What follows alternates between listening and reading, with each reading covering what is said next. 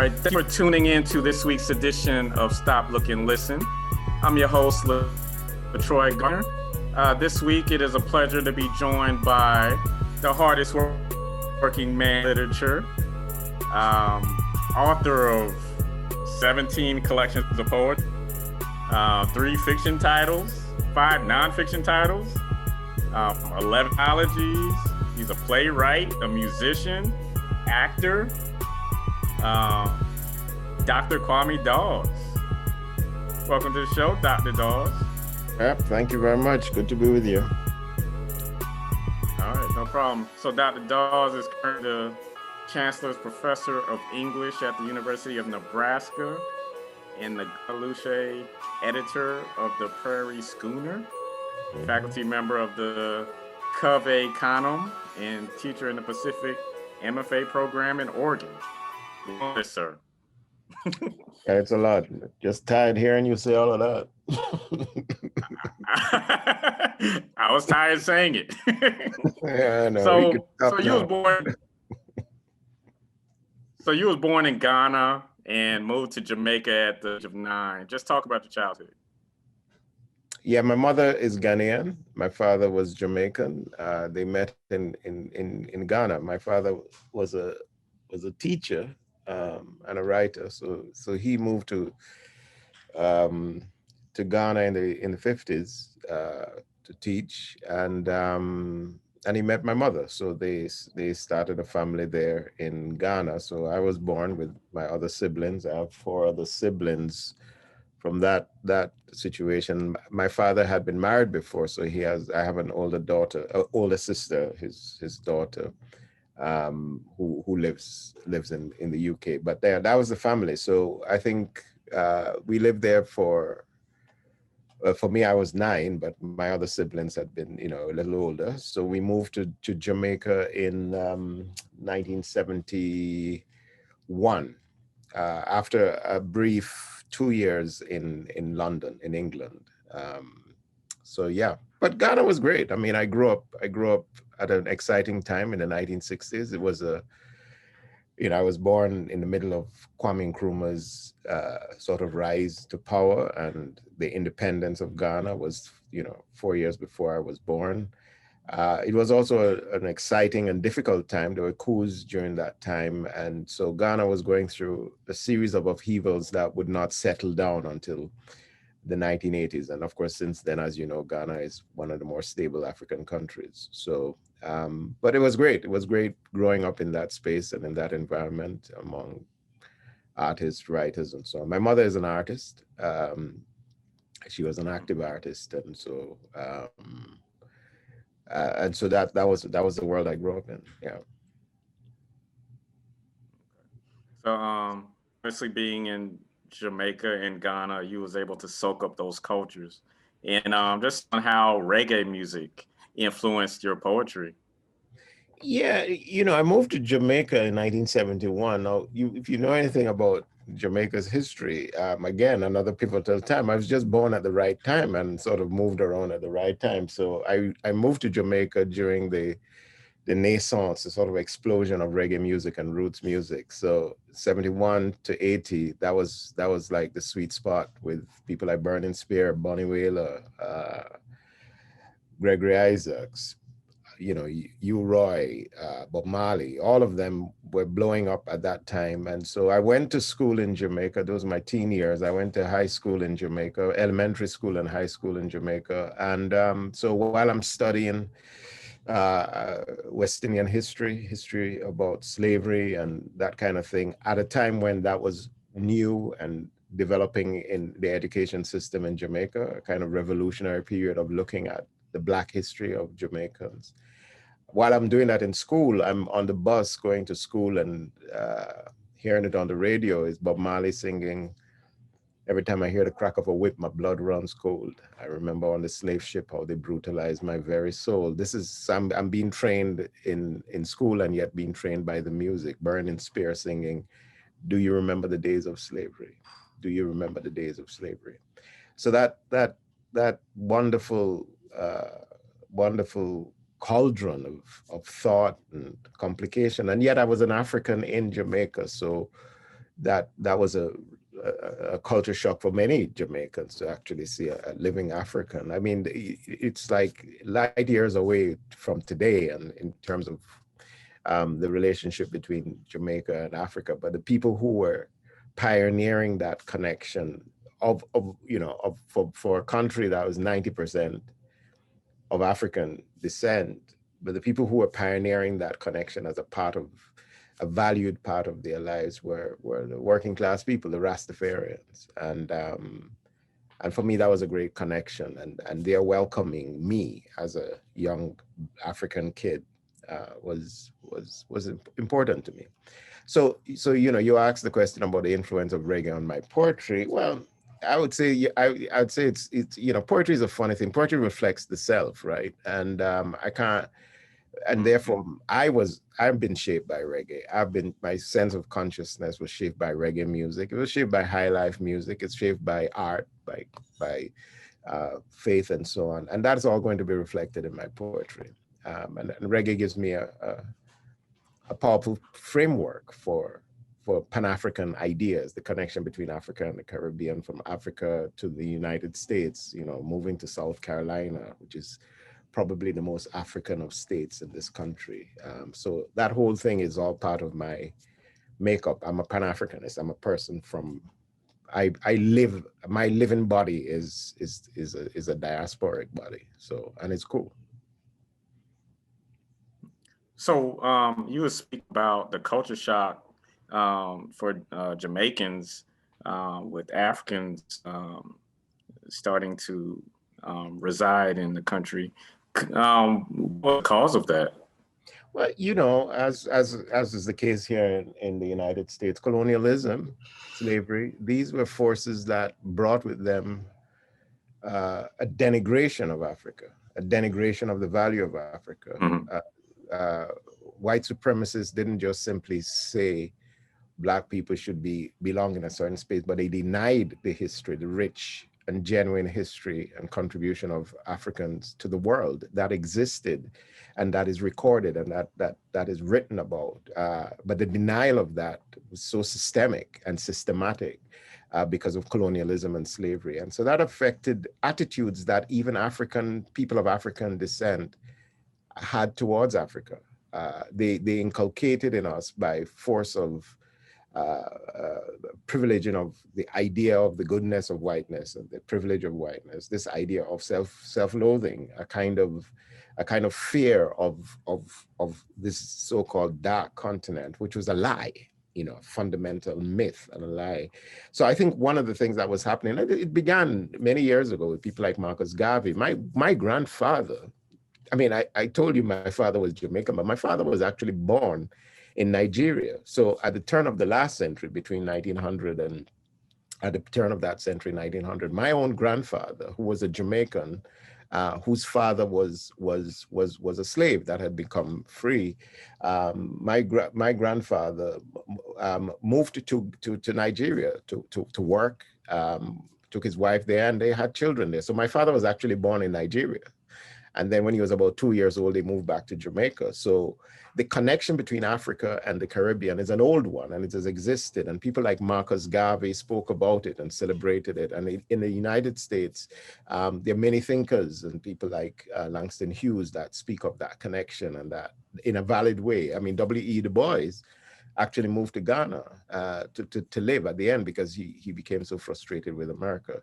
So there was the negative view of Africa that had been built into so many of us.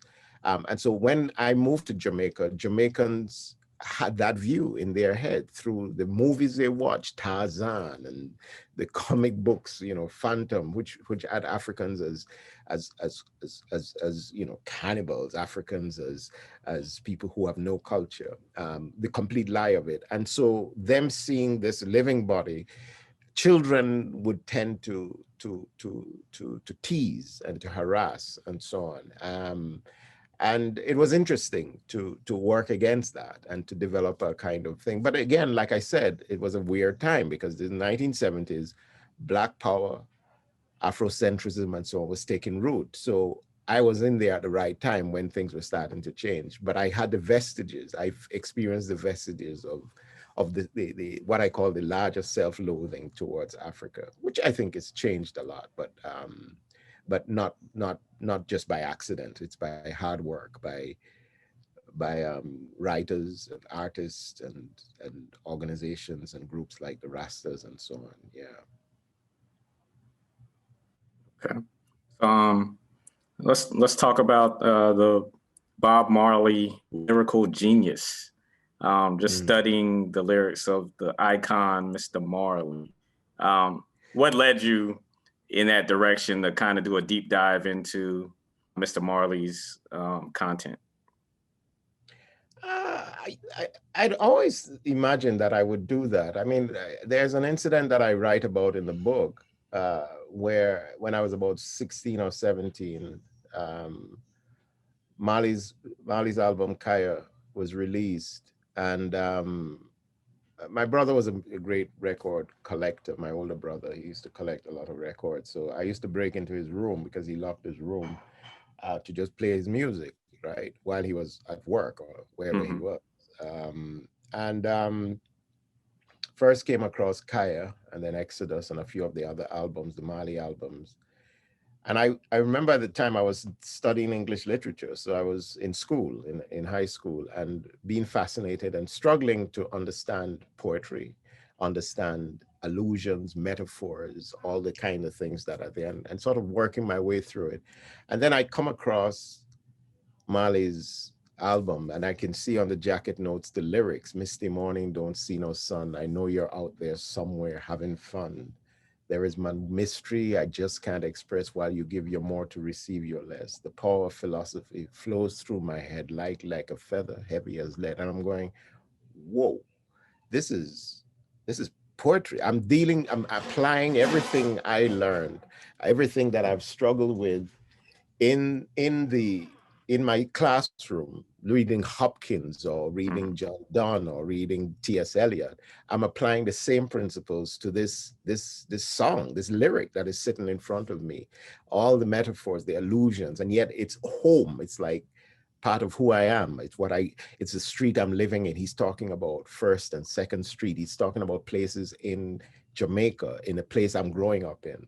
And that was a light bulb in my head for me, because then I could realize that this singer was also clearly a poet, an interesting and a complex poet speaking to experience.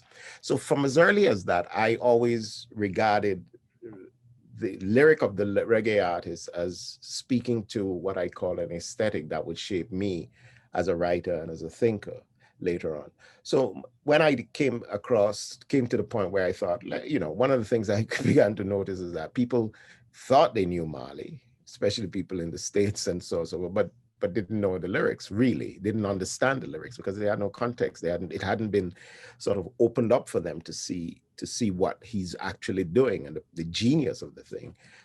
So I set about to prove that and to make the case, and so Lyrical Genius came about. I mean, that's your good sort of your utility belt book on Marley. If anything you want to know about a Marley lyric, you can just open it up and you begin to understand it.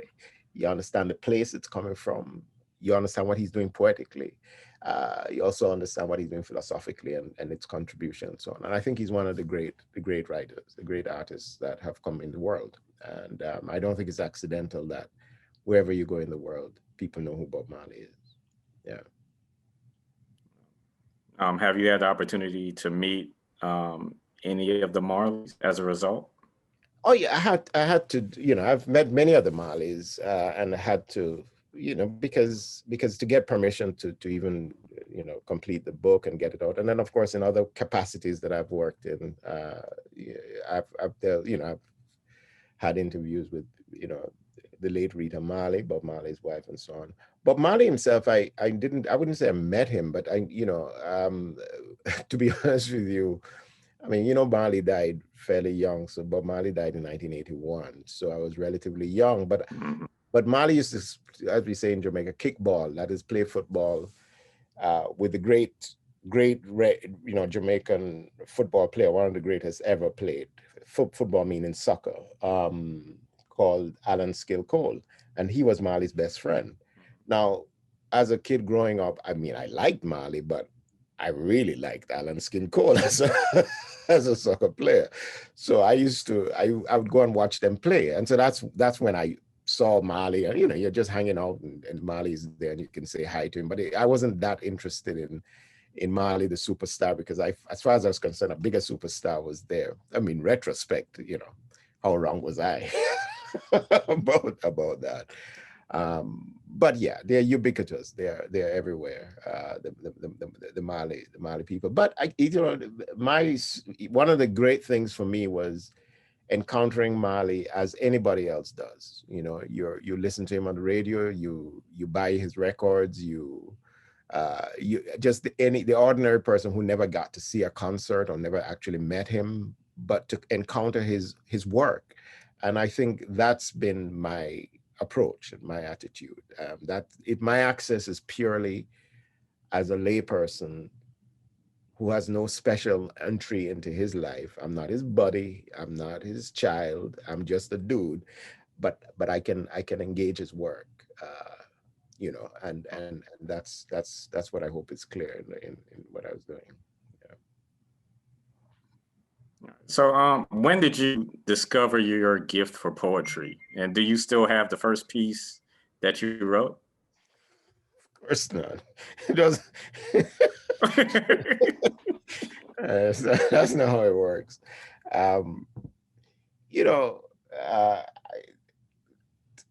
think people have I guess there's some people who do, like they have their moment of epiphany, or they have their first moment. But no, I probably wrote poems in school and like everybody else, and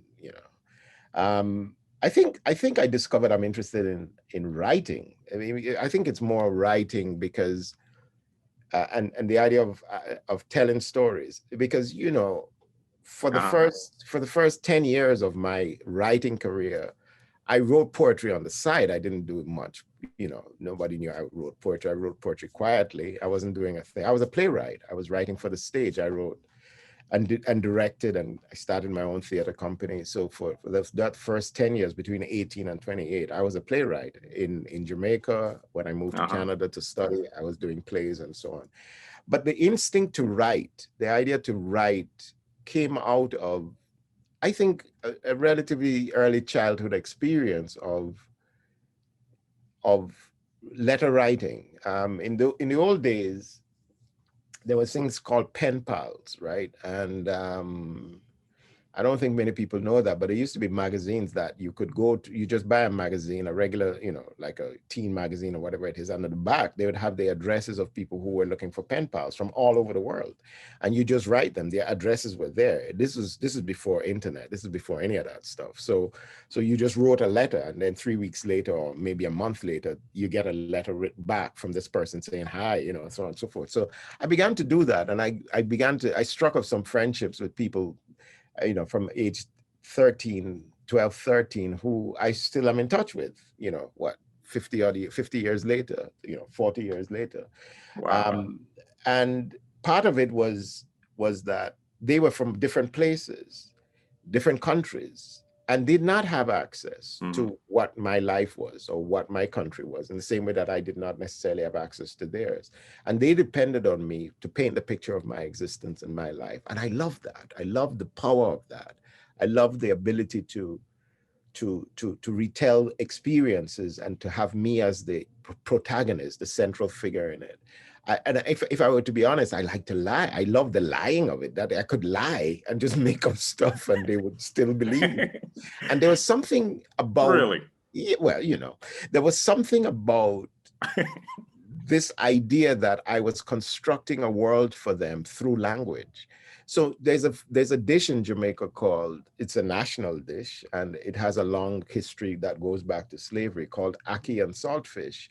And ackee and saltfish ackee is a fruit, but it's a savory dish. And to explain what ackee and saltfish is to somebody requires you to be poetic. You have to find other way. You have to say it's like egg, but not quite. It's savory. It's a fruit, but it's not sweet. you go through all kinds of machinations. And I loved that I had to do that about my life, my experiences, and so on. I think I became addicted to that, to the idea of the relationship between myself and others communicating through language, which made being a playwright possible, made me being a songwriter possible, which made being a poet possible or a novelist possible. All of it is one. I tell stories through language. And the more I did it, the better I got at it. I didn't start off well, but the more I did it and I wanted to do it and I kept doing it, I got better. So the difference between me and the other person is I'm just better at it than they are because I've been doing it longer, right?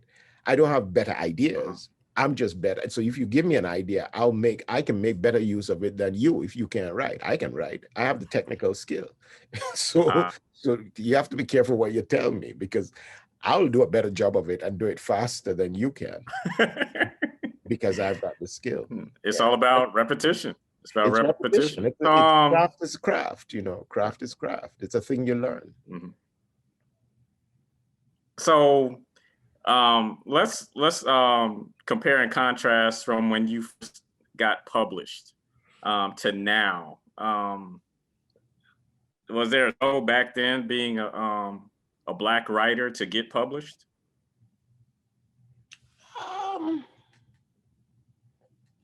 I would never characterize it that way. I was a Black writer. I was somebody writing with models that existed around me. My father was a novelist, so he had published. I mean, he published a couple of novels, but the idea that Black writers would write and be published was not a strange thing for me.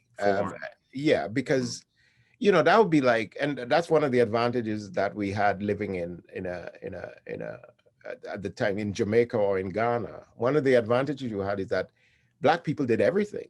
Right, the Black person was the road cleaner, but also the Black person was also the doctor. The Black person was your president. The Black person was doing everything. Mm-hmm. So there were Black writers, and there were Black helpers, and there were Black maids, but there were Black everything. So this thought of being that was not constrained by this idea that Black people can't do this or Black.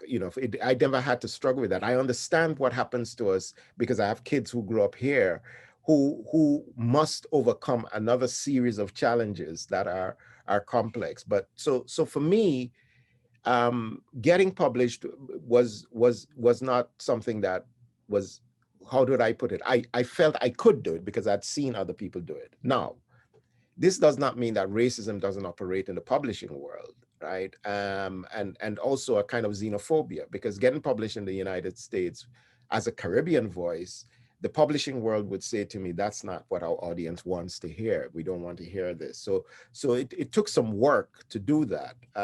But I think increasingly, especially in poetry and so on, America is becoming more and more open. There are more voices that people are recognizing, and therefore it makes it possible to read. So my first work was not even published in the States. I was published in the UK with a press called People Tree Press, who I work with and who I continue to publish with as my main publisher.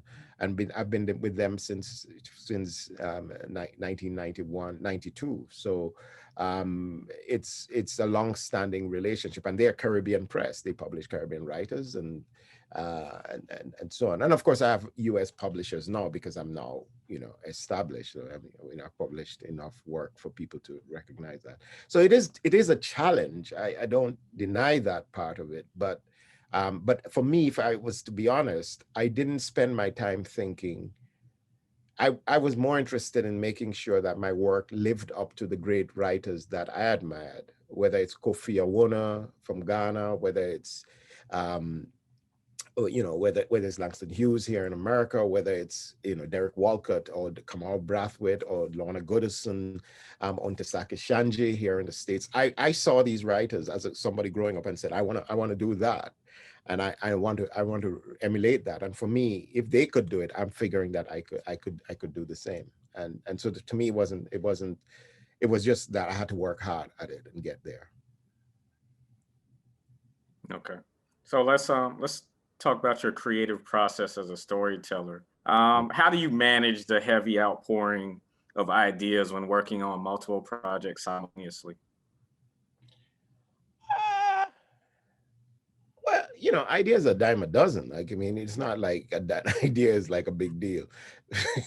you know, I um, get it because I'm creative and it's like I yeah, can work on 30 to 40 shows at one time. yeah, But it's still like with you have different forms of yeah, yeah, yeah. storytelling. I'll So tell you a little yeah, secret I'm though. curious about that. I'll tell you a little secret. I do not have an idea and then go, well, should I write a poem or should I write a play or should I? That's not how it works for me. I sit up and say, I think I Uh-huh. want to write a poem today. Then I write the poem, and while I'm making the poem, I find out what the poem is, what I'm going to write about. I don't know what I'm going to write about until I start writing it. So when I write a novel, I'll say, okay, I Uh-huh. think I want to write a novel. Then I have to work out what the novel is about. My impulse, try and understand, my impulse is not the thought, my girlfriend left me, I got to write about it. I don't do that. Like, because so many things happen every day. Like, if you are waiting for tragedy to come to you so that you can write, what a miserable life you're gonna have. Like, what what is that? Like, you're gonna have to wait for something bad to happen to write a poem. And I know people tell me that until I'm sad, I can't write a poem. That's not like a profession. That's Mhm. not a recipe for a profession. Like, you're gonna have to have people make you sad every time you need to write. That's not useful.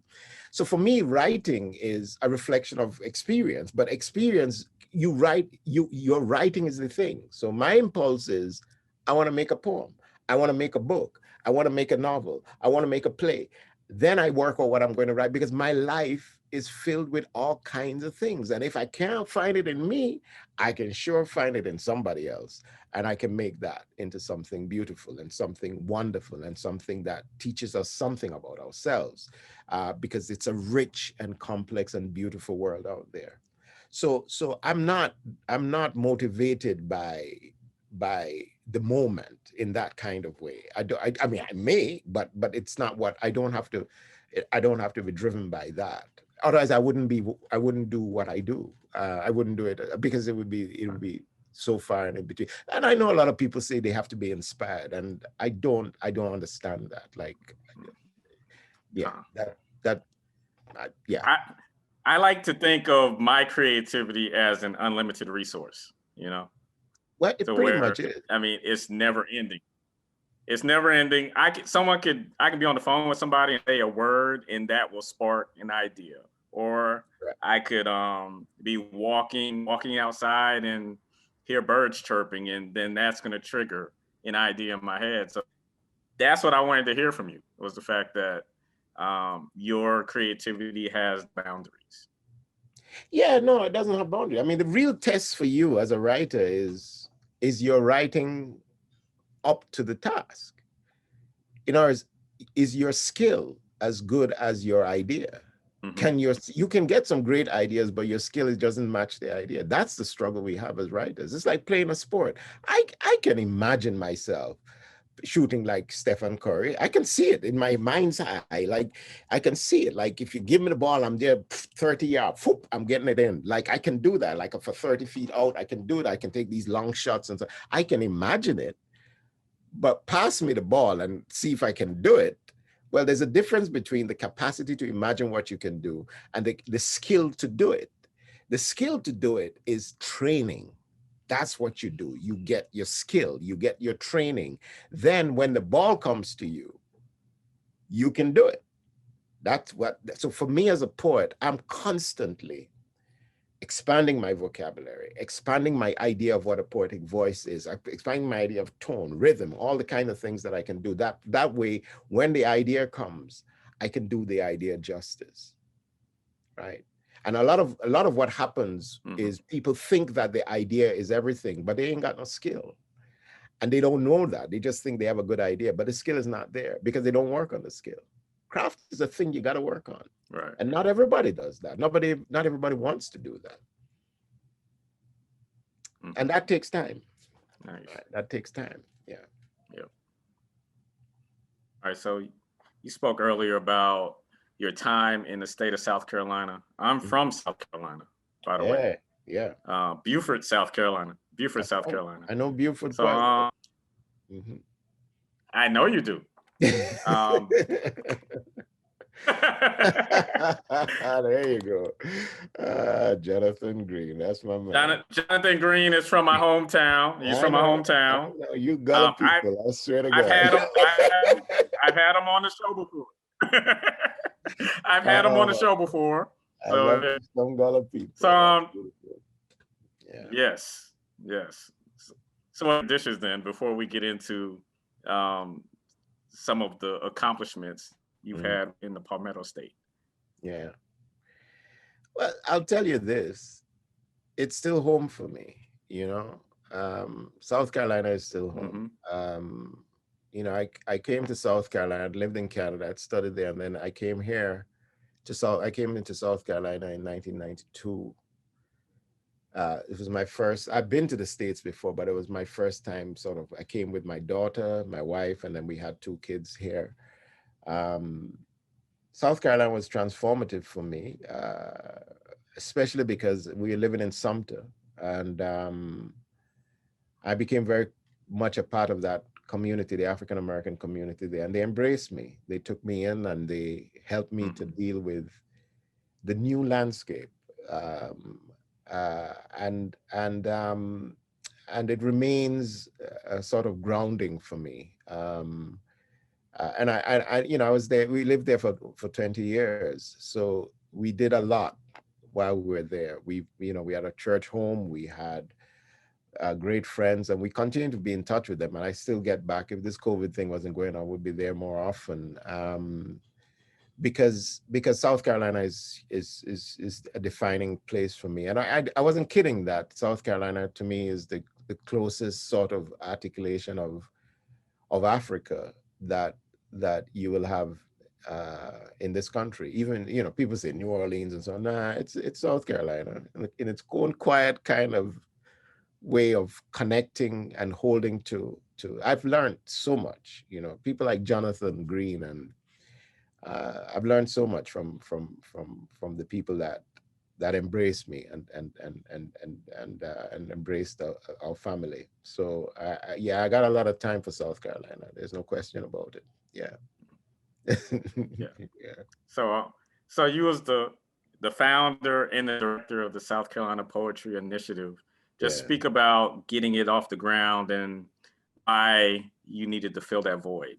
Yeah, because one of the things that was happening in South Carolina is very little attention was being given to poetry. It was being isolated to sort of small elitist groups of people. And I thought there was a tremendous amount of talent that I saw around me, but there was no opportunity for training and then the opportunity to use that to sort of advance it. Also, I thought that there was interest in poetry, but we didn't have organized systems that took poetry throughout the state and got people interested. So we started things like a chapbook series that we published, many chapbooks by South Carolina poets, because there was not a lot of publishing of South Carolina poets in South Carolina. So I started a partnership with the University of South Carolina Press to restart an old series they had, which was a South Carolina series, but it didn't publish a lot of South Carolinians, which is kind of weird. And so we did that work, and we started the Palmetto Prize for South Carolina poets, which and they're still publishing some of that.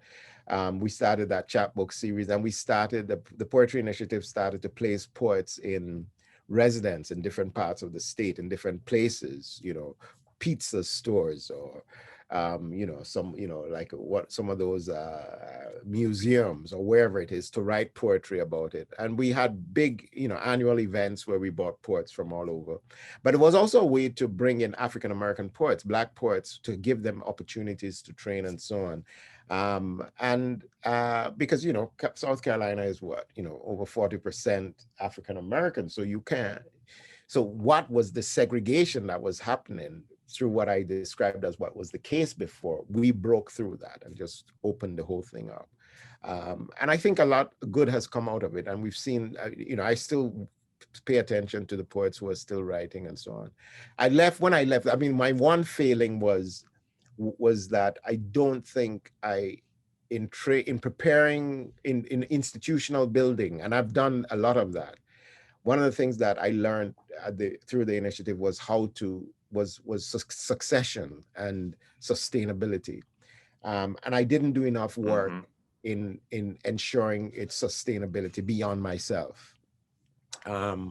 So I regret that part of it. But I do know that the legacy of that work continues with a number of organizations that have emerged that are continuing to do good work, who worked with us from that time. I'm still finding poets who came through our chapbook series who are asking me to blurb their books that are going out into publication now. So I know that the legacy is still there, but these days when I build institutions, they will go beyond me as well, and it's a lesson that I've learned for sure. Yeah. Okay. Well, we thank you, for your work in building the poetry in the state of South Carolina. Yeah. And we're not done so yet, as you mentioned earlier, okay. No, we're not done. We're not done. I mean, I continue to have good relationships and with South, and I plan to continue them. Yeah. Mm-hmm. So you just spoke about your friendship with famed artist Jonathan Green. Yeah. You had the Seeking Poetry and Prose, inspired Jonathan Green. Just speak about that relationship and how his work inspired you. Yeah, a good deal of my poetry, which people don't necessarily know, is actually in conversation with art.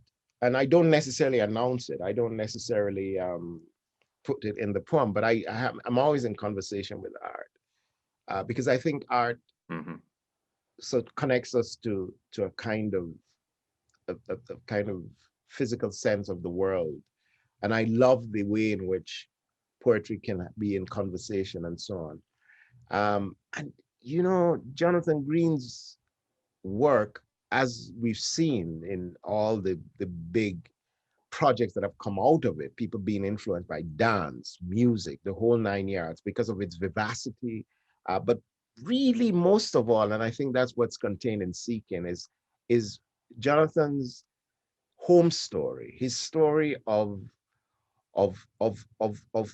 being in an island in which he is raised and must go through the ritual, the coming of age ritual, which is so African. The idea of going going through the ritual of a young boy coming of age and going into the woods and spending time until he finds himself.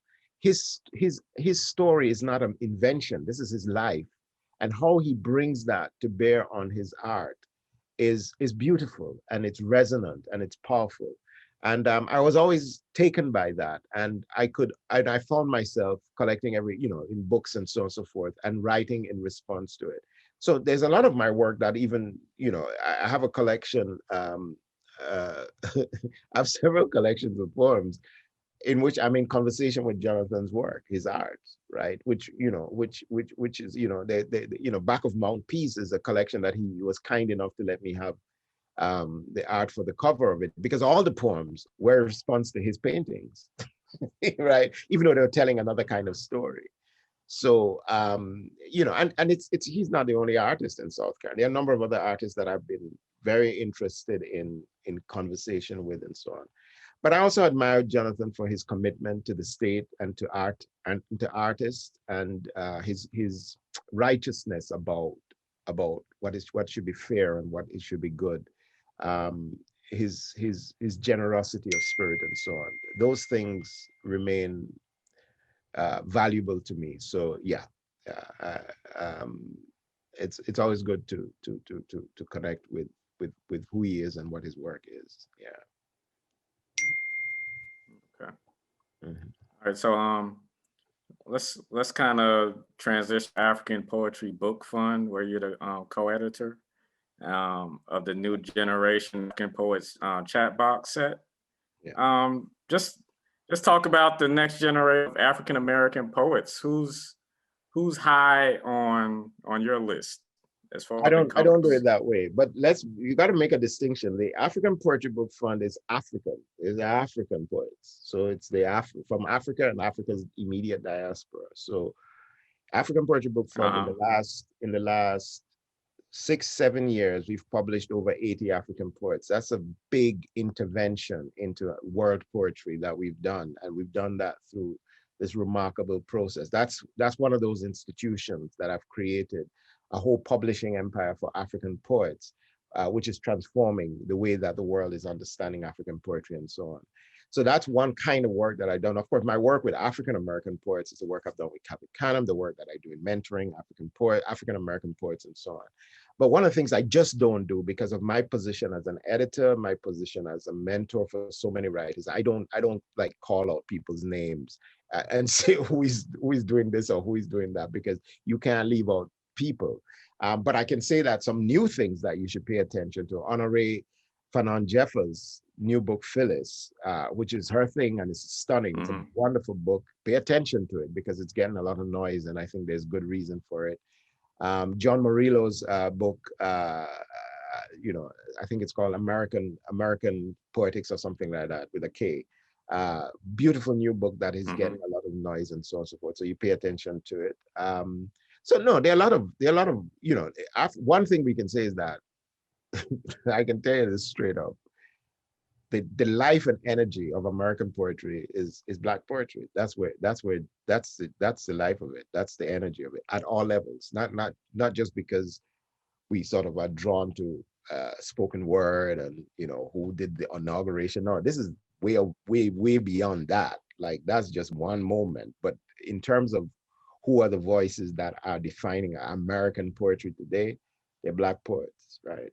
They're Black poets right through. Araceli Gourmet, you know, Afa Weaver, you know, we could just go and list them, you know, Tracy K. Smith, Elizabeth Alexander. These are the voices. Terrence Hayes from South Carolina, man himself from South Carolina, Terrence Hayes, changing the game completely.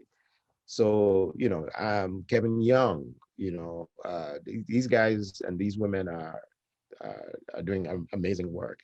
And then we're recalling people like Lucille Clifton, Nick Giovanni. We're recalling people. Sonia Sanchez, they're still voicing themselves and they're still coming through to us. So, you know, it's exciting. It's exciting.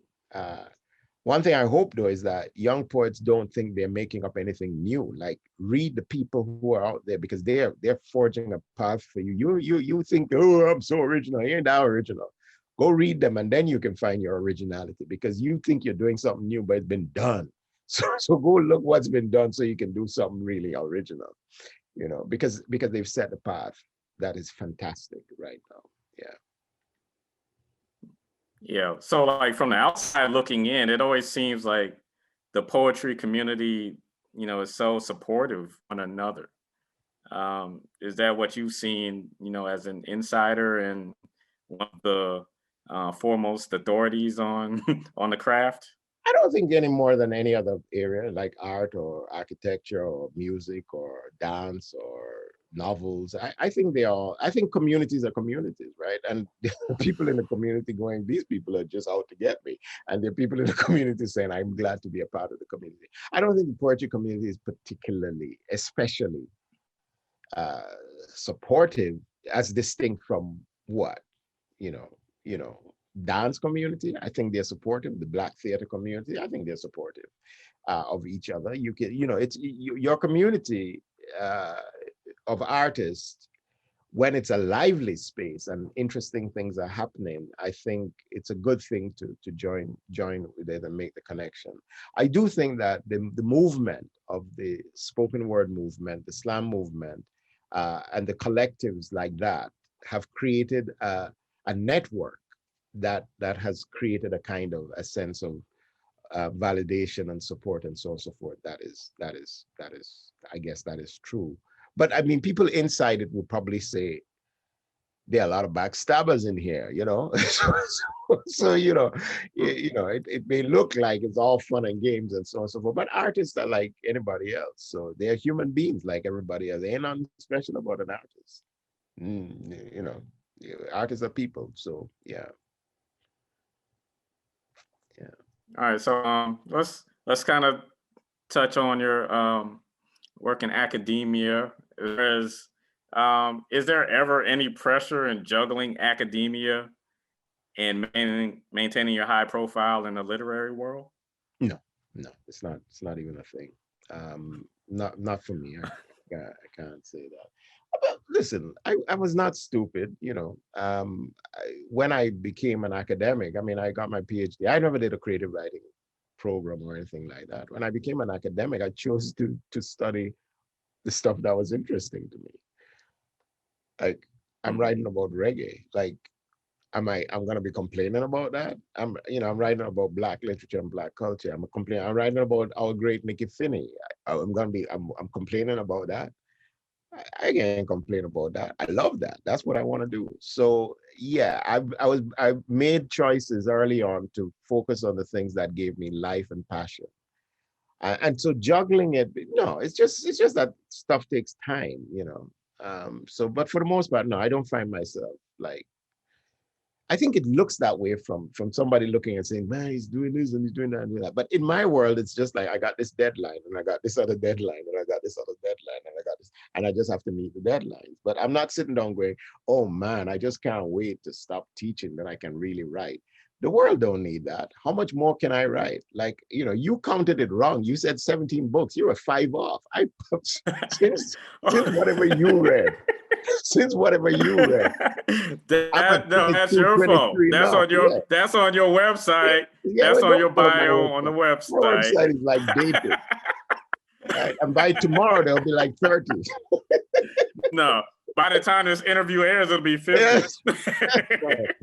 At your I'm rate. writing. As we're talking, I'm writing. But no, I'll be honest with you. And the truth of it is that I don't need. It's not like I need to take a break to write. I'm gonna write. Like I'm gonna generate work and so on. As long as I can be valuable in the field and do it well.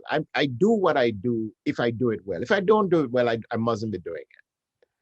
Do you understand? I'm not doing it to collect all the things I can do. I'm doing it because I think I'm contributing something in each of these areas. And if I'm not, then I just don't do it, right? I just won't do it. And so no, I do not wrestle about this. I don't lose sleep on that question. I know some people might, for them, and that's valid, but that's not one of my struggles in life, to be honest with you. Yeah. Yeah, because I work at the University of North Carolina at Chapel Hill at the law school, and right. I kind of deal faculty scholarship, so I kind of see the other end of the spectrum sometimes. Yep, and that's what we have to deal with, But I have kids who are in various fields. I have a daughter who is a major lawyer. She's just finished. She's starting with a major firm.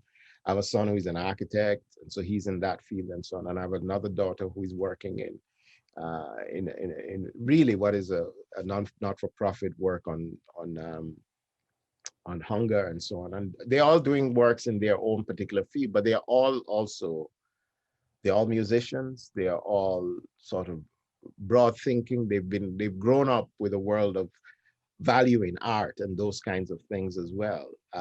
And I think one of the things they've learned by watching me and my wife is that, look, you find your strength and then run with it. That to me is what's most important. But it doesn't mean you don't contribute to society, you don't contribute to life, you don't contribute, because your humanity is above all the most important thing. Yeah. Right. Mm-hmm. All right. So before we wrap up, feel free to talk about your reggae band. Is it Ujamaa? Ujamaa. Ujamaa. Yeah, Ujamaa, I mean, the last time we played together was like 15 years ago or 20 years ago. So fortunately we have the music, but yeah, I played in a band. Like I played in several bands and I was a lead singer and so on and so forth. But I call that my youth. Mm-hmm. I write music and I've written music for plays and things. I still do that kind of work. But as a member of a band, it's one of the greatest experiences in my life. But it was then. I don't play in a band now, So, and I try to convince my kids to make a band with me, but they were not having it. So I'm very offended by that, but that's life. But no, it's a big part generational of clash. huh? A generational clash, you Oh think? no, it's not like that. It's just I'm joking, but I wouldn't want them to be Uh-huh. spending your time, you know, backing their father. Like we have lives, you know. You know what I mean? And you're the hardest working man in literature. I'm the hardest working You man. got 10 books coming out in the next month. That's right. That's right. Yeah, but it was great, and I still have great affection for that time and the work we did as a band. It taught me a lot, and I think we produced some great stuff. But it's pre-internet, it's pre all that stuff, so it's not as available. But we did a couple of albums, and we toured, and we did all kinds of interesting things. So that was cool. Yeah. But I'm old enough to be saying like that was in my youth, you know. Right. Yeah. Well, that's a blessing within itself. Oh yeah, no question.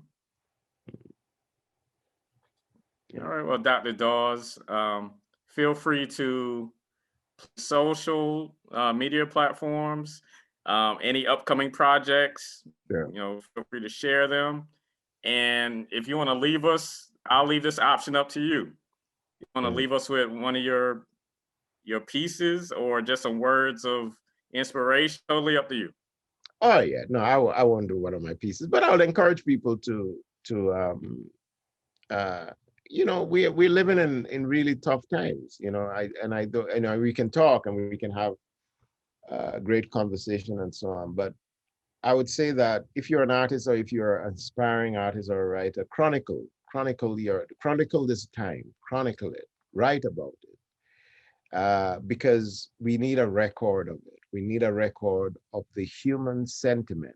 This is the stuff that doesn't make it to history books, but the human sentiment, a record of the intimacies of our lives, a record of our human experience, our bodies in this place.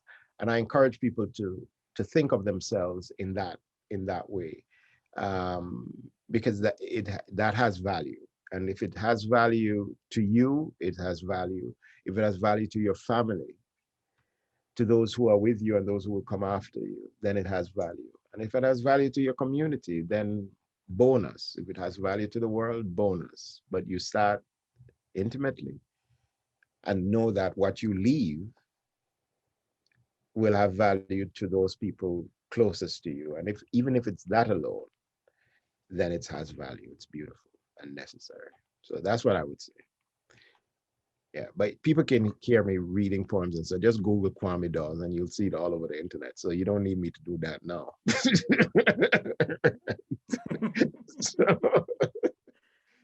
Yeah. So any upcoming oh man, projects you want to kill me? I'm not gonna remember that. I don't know. I don't know. But it shows up. If people are really interested, the internet is a good thing, right? There's something called Google Alert. You just put me on the Google Alert, and everything that comes up in the newspaper or wherever about me, you go, hey, Kwame, and then you'll know. I can't remember that stuff. My website is not even up to date, as I just told you. So, I know. We know that. I'm challenging you to update it now. You gotta take a break from writing and update it. You want the job? Come and do it for me. I mean, I could use some help. I'm too busy working to do. You gotta take a time out. The website. I got things to do, man. I totally understand. Yeah, but Kwame, I appreciate your time. Yeah, thank you for your endless contributions. Yeah. And continued blessings to you and your family. Thank you so much. Good talking to you, man. Appreciate it. And you take care. Good talking to you as well. All right. More power to South Kakalaki. We keep the power going. Yeah. You first. 3. Hey. All right. And for stuck and listen, I'm your host, LaTroy Gardner. See you next week. Peace and blessings. Thank you for checking us out on YouTube, and be sure to subscribe for more great content. And don't forget to check out our website at GOB Radio Network.com.